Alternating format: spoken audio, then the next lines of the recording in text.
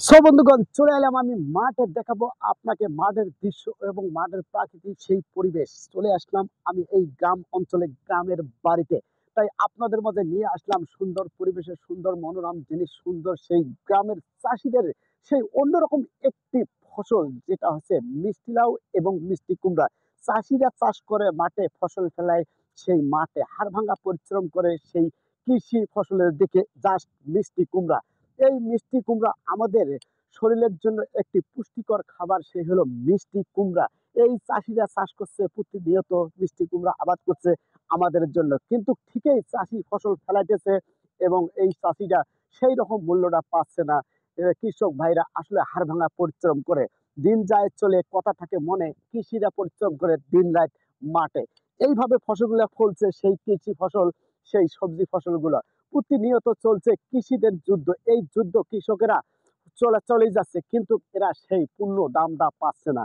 আমরা সাধারণ জনগণ, এই কৃষকেরা যদি এই মাঠে ঘাটে কাজ চাষ না করতো ও চাষ না হতো, তাহলে সেই আমরা শহরবাসী, শহরমুখী মানুষেরা সেই সবজিগুলা পেতাম না। তাই কৃষি, যারা কৃষক কাজ করে, যারা এই সবজিগুলো ফসল ফলায়, তাদেরকে জানাই ধন্যবাদ ও ভালোবাসা। এই ভালোবাসা দিয়ে আপনাদেরকে আমি জানাবো সেই গ্রামের দৃশ্য পরিবেশ সবার মাঝে তুলে ধরলাম। আমি আপনাদের মাঝে আছি এবং থাকবো, প্রতিনিয়ত আছি সেই মাঠের ফসলগুলো নিয়ে। কি কৃষক চলছে মাঠে ঘাটে, করছে ফসল আমাদের জন্য, আমরা বাঁচি সেই কৃষকের সবজি চাষ খেয়ে। আমাদের কৃষক ভাইকে আবারও জানাচ্ছি স্যালুট এবং ভালোবাসা।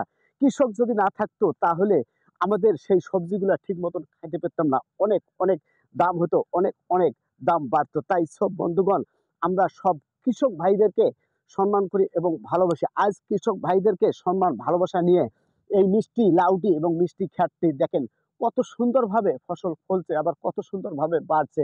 এরাই যদি আবাদ না করতো, এরাই যদি চাষ না করতো, তাহলে আমরা কি খাইতাম? কিন্তু এই সবজির দাম বাজারে বিশাল বহুল হতো। তাই দেশ এবং জাতির কাছে তুলে ধরছে এই সবজিকে।